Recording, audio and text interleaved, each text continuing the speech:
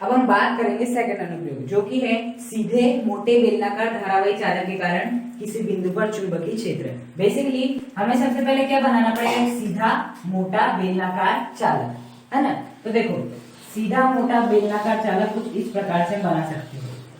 ये हो गया मोटा और ये हो गया सीधा, सीधा भी है मोटा भी है, और ये हो गया आपका एक बेलन। हो गया, तो ये हो गया सीधा मोटा बेलनाकार चालक। अब ये यहाँ कौन सा शब्द आ रहा है, धारावाही। धारावाही शब्द आ रहा है मतलब इसमें से क्या प्रवाहित हो रही है, धारा प्रवाहित हो रही है। तो इसमें से मैं मान लेता हूँ कितनी धारा प्रवाहित हो रही है, आई धारा प्रवाहित हो रही है। मतलब कि आपका बेलन इस प्रकार से रखा हुआ है कि धारा ऐसे जा रही है, ऊपर से निकल रही है, ऐसा समझो आप, है ना। तो ये हो गया आपका सीधा मोटा बेलनाकार धारावाही चालक। हो गया। अब इसके कारण हमें किसी भी बिंदु पर चुंबकीय क्षेत्र देखना है। अब देखो यहाँ पर तीन स्थितियां बनेगी। पहली स्थितियां जब आपका बिंदु P कहाँ होगा, बाहर होगा। दूसरी स्थिति है जब आपका बिंदु P कहाँ होगा, सतह पर होगा। और तीसरी स्थिति जब आपका बिंदु P केंद्र में होगा, है ना। तो तीन स्थितियों के लिए हमें चुंबकीय क्षेत्र की गणना करनी है। तो देखो पहला हम मान लेते हैं कि आपका बिंदु P जो है वो कहाँ पर है, बाहर है। तो यहाँ पर हम पहला लिख सकते हैं आपका, जब आपका बिंदु क्या हो, बाहर हो। मतलब जब बिंदु P आपका बाहर होगा तब इस सीधे धारावाही, सीधे मोटे बेलनाकार धारावाही चालक के कारण बिंदु P पर चुंबकीय क्षेत्र क्या होगा। और इसे भी हमें किससे निकालना है, एम्पियर के नियम से निकालना है। तो यहाँ पर मुझे क्या लेना पड़ेगा, एक बंद पथ लेना पड़ेगा, है ना। और वो बंद पथ इस प्रकार से लेना है कि उसमें बिंदु P आसानी से आ जाए और ये जो आपका बेलनाकार चालक है वो भी आ जाए, है ना। तो मैं आपका इस प्रकार से ले लेता हूं, ये हो गया। इस प्रकार से मैंने ले लिया। ये क्या हो गया, आपका बिंदु P इस किसमें है, बेलनाकार पथ में भी है, मतलब कि वृत्ताकार पथ में भी आ गया, और इसके अंदर आपका बेलनाकार चालक भी आ गया, है ना। तो बेसिकली हमने बंद पथ भी ले लिया। अब इसी बंद पथ में जो आपका बिंदु P है मैं उसे यहां पर ले लेता हूं, यहां पर, ताकि अच्छे समझ पाए। हाँ, बिंदु P यहां पर हो गया। हाँ, अब इस बिंदु P पर मुझे क्या लेना पड़ेगा, अल्पांश लेना पड़ेगा। क्या लेना पड़ेगा, अल्पांश। और मैं अल्पांश कितना ले लेता हूँ, dl ले लेता हूँ, है ना। आप चाहे तो छोटा भी बना सकते हैं इस वृत्ताकार पथ को, बस इतना दिखा देना कि उसमें बिंदु P आ जाए और ये आपका बेलनाकार चालक आ जाए। हाँ, अब देखना जो आपका मतलब एम्पियर का नियम है वो क्या होता है, आपका चुंबकीय क्षेत्र का रेखा समाकलन, समाकलन ऑफ B डॉट dl किसके बराबर होता है, mu naught into summation of I होता है इसके बराबर। अब हमें ये वाला फॉर्मूला कब लगाना है, जब आपका बिंदु P क्या होगा, इस बेलनाकार सतह के बाहर होगा, है ना। तो देखो B डॉट dl को मैं क्या लिख सकता हूँ, आपका B dl cos थीटा लिख सकता हूँ। B डॉट dl को क्या लिख सकता हूँ मैं, B dl cos theta is equal to mu naught. अब बात आती है summation of I। Summation of I क्या होता है, इस बंद पथ के अंदर जितनी भी धारा है, इस बंद पथ के भीतर जितनी भी धारा है उसका मान लेना है, है ना। तो बताओ इस बंद पथ के भीतर कुल कितनी धारा प्रवाहित हो रही है, I धारा प्रवाहित हो रही है। तो यहाँ पर समेशन ऑफ I का मान कितना हो जाएगा, I हो जाएगा, हो जाएगा। अब देखो बेसिकली हमें देखना है थीटा, थीटा कितना होगा। देखो जैसे कि आपका इस प्रकार से क्या हो, आपका वृत्ताकार पथ है और यहाँ पर क्या लिया मैंने, अल्पांश dl लिया हो, dl इस प्रकार से अल्पांश, और यहाँ से क्या गुजरा ऐसा बेलनाकार, ये क्या आपका बेलनाकार चालक है, नीचे से गुजर रहा है बेलनाकार चालक। अब देखो धारा किस प्रकार से बह रही है, ऐसे बह रही है आपकी। तो धारा की दिशा में अंगूठों को कर दिए। उसके बाद बिंदु P पर हमें क्या ज्ञात करना है, चुंबकीय क्षेत्र की दिशा तो कर लिए, कहाँ आ रही है, अंदर की ओर आ रही है। मतलब कि आपका जो अल्पांश dl है उसकी भी दिशा यही है, और जो आपका चुंबकीय क्षेत्र है उसकी भी दिशा क्या है, यही है। तो हम ऐसा बोल सकते हैं कि ये भी इसी दिशा में है, चुंबकीय क्षेत्र की दिशा भी इसी दिशा में है। तो जो एंगल बन रहा है वो कितना बन रहा है, 0 डिग्री बन रहा है, क्योंकि आपका dl भी एक ही दिशा में है और जो आपका चुंबकीय क्षेत्र की दिशा है वो भी एक ही दिशा में। तो यहाँ पर थीटा कितना बनेगा, 0 डिग्री बनेगा। तो यहाँ पर क्या रख देंगे हम, थीटा के स्थान पे 0 डिग्री। तो क्या हो जाएगा आपका B dot dl cos 0, B dot dl cos 0 is equal to mu naught into क्या हो जाएगा, I हो जाएगा। अब बताओ cos 0 की वैल्यू कितनी होती है, 1। तो यहाँ पर cos 0 के स्थान पे क्या रख देंगे, 1। B dl इंटू 1 कितना होता है आपका, B dl होता है। तो समाकलन और B dl बराबर म्यू नॉट इनटू I। अब देखो B को हम क्या ले लेंगे, बाहर ले लेंगे। तो B आपका बाहर आएगा तो अंदर क्या बच जाएगा, dl, इसका समाकलन संपूर्ण सतह के लिए करना है, इंटू म्यू नॉट I। अब dl का समाकलन क्या हो जाएगा आपका, डीएल का समाकलन हो जाएगा 2 पाई आर, क्योंकि डीएल क्या है, इतने से भागता है, ऐसा और एक डीएल, ऐसा और एक डीएल, ऐसा ऐसा डीएल में लेते जाऊंगा तो मुझे ये संपूर्ण वृत्त कवर कर लेगा, मतलब वृत्त की परिधि कवर कर लेगा। और वृत्त की परिधि कितनी होती है, 2 पाई इंटू स्मॉल आर, जहां पर स्मॉल आर क्या होती है, त्रिज्या होती है। अब मुझे इस वृत्ताकार पथ की क्या लेना होगा, त्रिज्या लेना होगा। तो बताओ, त्रिज्या तो मैंने माना ही नहीं, तो मैं मान लेता हूं इस वृत्त की जो त्रिज्या है वो कितनी है, स्मॉल आर है। कितनी आपकी, स्मॉल आर ना मानते हुए, हाँ चलो कितनी है, स्मॉल आर है। मतलब इस बेलनाकार के केंद्र से इस बिंदु P तक की जो दूरी है वो कितनी है, स्मॉल आर है। तो त्रिज्या कितनी होगी, स्मॉल आर। तो यहाँ पर क्या आ जाएगा, 2 पाई इंटू त्रिज्या, जो कि कितनी आपकी small R, is equal to कितना हो जाएगा, म्यू नॉट इंटू आई। तो यहाँ से आपके B का मान कितना आ जाएगा, B is equal to mu not I upon 2 pi R. ये हो जाएगा बेसिकली आपके चुंबकीय क्षेत्र का मान। कब के लिए, जब आपका बिंदु P कहाँ हो, इस बेलनाकार सतह के बाहर स्थित हो, जहां पर आई क्या होती है, धारा। जितनी अधिक धारा रहेगी इस बिंदु P पर चुंबकीय क्षेत्र उतना ही ज्यादा देखने मिलेगा। त्रिज्या जितनी कम होगी, मतलब त्रिज्या बेसिकली मतलब ये बिंदु P जितना पास होगा आपके चुंबकीय क्षेत्र का मान भी उतना ही ज्यादा रहता है ना। इसके पहले हमने क्या देखे थे, एक सीधा पतला धारावाही चालक था आपका, कैसा था, पतला था, तो उसके कारण चुंबकीय क्षेत्र इतना ही निकला था। और ये एक मोटा धारावाही चालक कर रहा है तो इसके लिए भी उतना ही निकला है। मतलब मोटा हो या पतला उससे कोई मतलब नहीं है, बस मतलब होता है हमें ये बिंदु P कितने दूर पर स्थित है, ये आपका बिंदु P कितने दूर पर स्थित है, और दूसरी है आपकी धारा कितनी प्रवाहित हो रही है। ये हो गया आपका कौन सा, पहला, जब आपका बिंदु P कहां पर हो, बाहर हो। अब हम दूसरा क्या देखेंगे, जब आपका बिंदु P कहां पर होगा, सतह पर होगा। अब क्या है, बिंदु P सतह पर हो, मतलब कि अब जो आपका बिंदु P होगा इस बेलनाकार चालक की सतह पर होगा।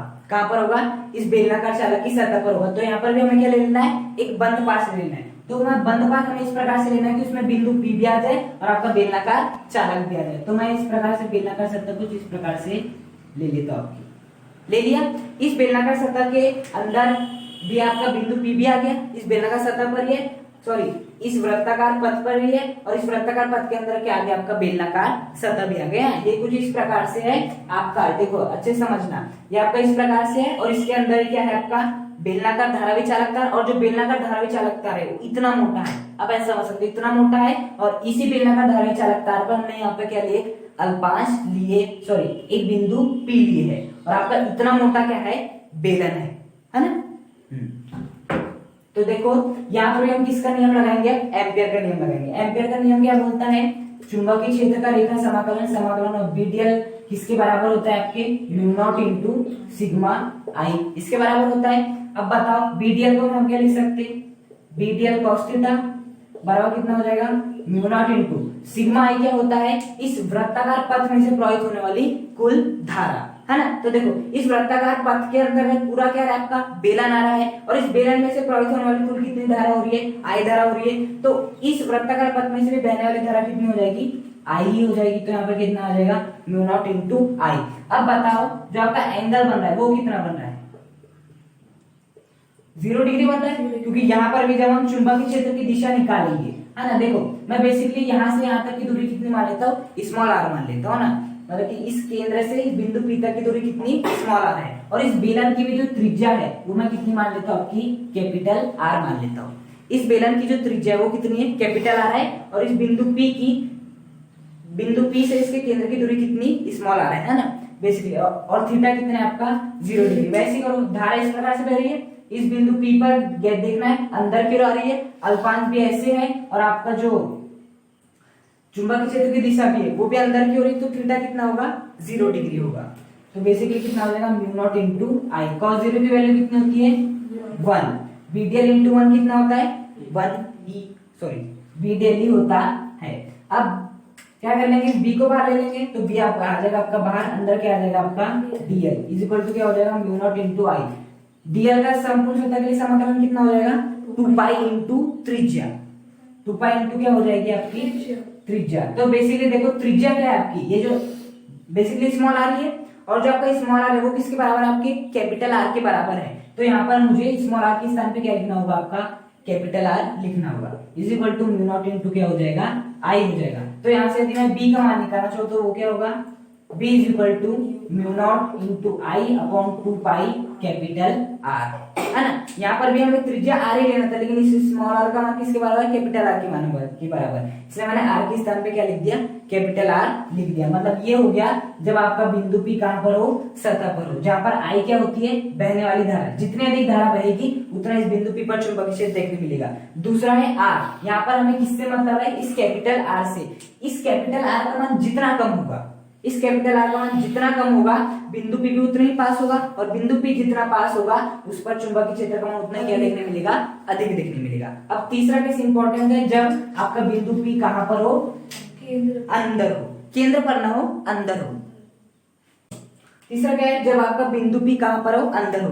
देखो ये बेलनाकार चालक हो गई और आपका बिंदु पी अंदर है। अब यहाँ पर हमें किसका नियम लगाना है, एम्पियर का नियम लगाना है। बेसिकली एम्पियर के नियम से हमें निकालना है चुंबकीय क्षेत्र। तो यहाँ पर भी हम क्या ले लेंगे, इस प्रकार से बंद पथ ले लेंगे, और बंद पथ इस प्रकार से लेना है जिसमें इसकी आपका बिंदु पी आ जाए। यदि बेलनाकार चालक नहीं भी आता है तो चलता है, लेकिन बिंदु पी आना ही चाहिए। इस पे क्या ले लेंगे हम, एक अल्पांश ले लेंगे।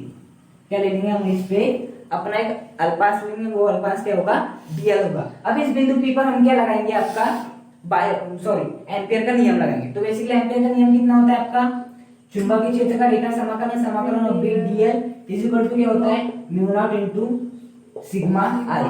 बेसिकली ये होता है। अब बी dl को हम क्या लिख सकते हैं, बी dl cos थीटा लिख सकते हैं, is equal to mu naught into sigma i. नहीं, इस बार इसमें से आई धारा प्रवाहित नहीं हो रही, इसमें से कोई और धारा प्रवाहित हो रही है। क्यों, क्योंकि आई धारा तो संपूर्ण में से प्रवाहित हो रही है, इसमें से कितनी हो रही है उसी का मान हमें निकालना है। यही महत्वपूर्ण केस है, कुछ नहीं। तो बी dl cos, बेसिकली देखो थीटा का मान यहाँ पे कितना होगा, 0 डिग्री होगा, क्योंकि इस बिंदु देखो धारा तो ऐसे बह रही ना, हालांकि इसमें से धारा कम बह रही, लेकिन धारा तो वही दिशा है, तो धारा की दिशा में कर देंगे, बिंदु पी इस दिशा में तो उंगली को तान देंगे, जो आपका ये है वो कहाँ आ रहा है, अंदर की ओर आ रहा है। तो डीएल भी अंदर की ओर, आपका जो चुंबकीय है क्षेत्र की दिशा है वो भी अंदर की ओर, तो एंगल कितना बनेगा, 0 डिग्री। तो यहाँ पर क्या आ जाएगा, cos 0 बराबर कितना हो जाएगा, म्यू नॉट इनटू सिग्मा आई, है ना। सिग्मा आई का मान अभी निकालेंगे, पहले इसे सॉल्व कर लेते हैं। cos 0 की वैल्यू कितनी होती है, 1, bdl इनटू 1 कितना होता है, bdl होता है। तो basically b dl is equal to mu naught into sigma i. अब देखो b को क्या ले लेते हैं बाहर, अंदर क्या बच जाएगा आपका, dl is equal to mu naught into summation of i. अब देखो dl का समाकलन कितना हो जाएगा, संपूर्ण सतह के लिए 2 पाई इनटू त्रिज्या, 2 पाई इनटू त्रिज्या, हमारी त्रिज्या कितनी है, स्मॉल r है, इज इक्वल टू कितना हो जाएगा, mu naught into summation of i. हो गया। तो b इंटू 2 पाई r बराबर mu naught into summation of i, जहां पर समेशन ऑफ क्या i क्या होगा, इस वृत्ताकार जो भी आपका पाथ है इसमें से बहने वाली धारा, है ना। तो बेसिकली मुझे इस समेशन ऑफ i का मान ही निकालना है, बाकी सब तो ज्ञात हो गया। 2 पाई r बस इधर ले जाना है, आपका आंसर आ जाएगा। तो देखो इस सिग्मा i का मान कैसे ज्ञात कर सकते हैं, देखना इस संपूर्ण धारावाही चालक तार में, इस संपूर्ण बेलनाकार धारावाही चालक में से कितनी धारा प्रवाहित हो रही है, आई धारा। लेकिन हमें क्या निकालना है कि इस पथ में से कितनी धारा प्रवाहित हो रही है, क्योंकि बेसिकली जो आपकी आई है ना वो इस प्रकार से प्रवाहित हो रही है, ये इस प्रकार से पूरी सतह में से क्या हो रही है, प्रवाहित हो रही है, इस प्रकार से, मतलब इस पूरी सतह में से इस प्रकार से क्या हो रही है, प्रवाहित हो रही है, ऐसा, है ना। तो बेसिकली मुझे बस केवल इतने में से कितनी प्रवाहित हो रही है वो देखना है।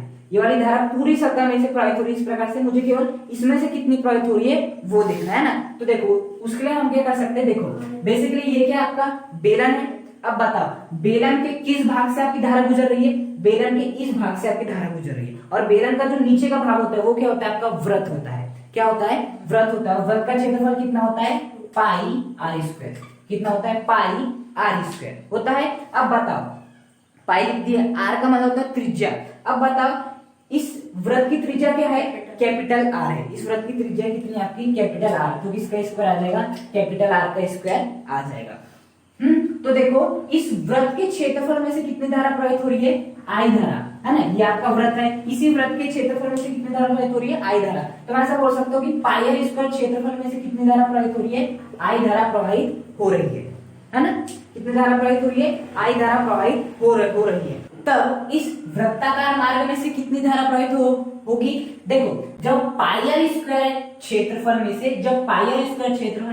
आई धारा प्रवाहित हो रही है, तब इस वृत्त की त्रिज्या कितनी है, स्मॉल आर है, मतलब इस वृत्त का क्षेत्रफल कितना हो जाएगा, pi into small are square. तब इस क्षेत्रफल में से कितनी धारा प्रवाहित होगी, ऑब्वियस बात है i into pi small are square upon pi into capital are square. I का इंटू इससे कर देना है, divide by pi capital are square. जब इतने क्षेत्रफल में से आई धारा प्रवाहित हो रही है, मतलब पाई आर स्क्वायर क्षेत्रफल में से आई धारा प्रवाहित हो रही है, तब pi into small are square, मतलब इस वृत्त के क्षेत्रफल में से कितनी धारा प्रवाहित होगी, i into pi are square upon pi capital are square. अब बेसिकली किसका मान है, आपके समेशन ऑफ आई का मान है। समेशन ऑफ आई क्या होता है, इस वृत्ताकार मार्ग में से आपकी गुजरने वाली धारा, इस वृत्ताकार मार्ग में से गुजरने वाली धारा कितनी निकली है, अर्थात पाई आर स्क्वायर क्षेत्रफल में से धारा कितनी निकली है, i into pi small are square upon pi capital are square. अब इसी मान को मुझे यहाँ पर रख देना है, तो देखिए मैं यहाँ पर इस मान को पुट करता हूँ, तो कितना हो जाएगा, b into 2 pi r is equal to mu nought. Sigma i का मान में कितना आया हमारा, i into pi small are square divide by pi capital are square. यही आया समेशन ऑफ i का मान, i into pi are square upon pi capital are square. अब देखिए बेसिकली b बराबर b इंटू 2 पाई r। अब देखिए कुछ कैंसिल हो रहा है, पाई से पाई कैंसिल, तो कितना हो जाएगा, म्यू नॉट आई और क्या हो जाएगा, R square divide by capital are square हो जाएगा, क्योंकि पाई से पाई कैंसिल। तो बेसिकली मुझे b का मान निकालना है, तो b का मान कितना हो जाएगा, mu not I small are square divide by, भाग में है इस साइड में आएगा तो किस में आ जाएगा, गुणा में आ जाएगा। ओके, तो क्या हो जाएगा आपका 2 पाई आर इंटू क्या हो जाएगा आपका कैपिटल आर स्क्वायर हो जाएगा। ओके, कितना हो जाएगा, 2 पाई आर आ जाएगा डिवाइड में, तो 2 pi r into capital are square mu not I r square जैसा का ऐसा चल रहा है। अब देखिए एक आर से एक आर क्या हो जाएगा कैंसिल, तो फाइनली जो हमारा मान आएगा वो कितना आ जाएगा, mu not I R into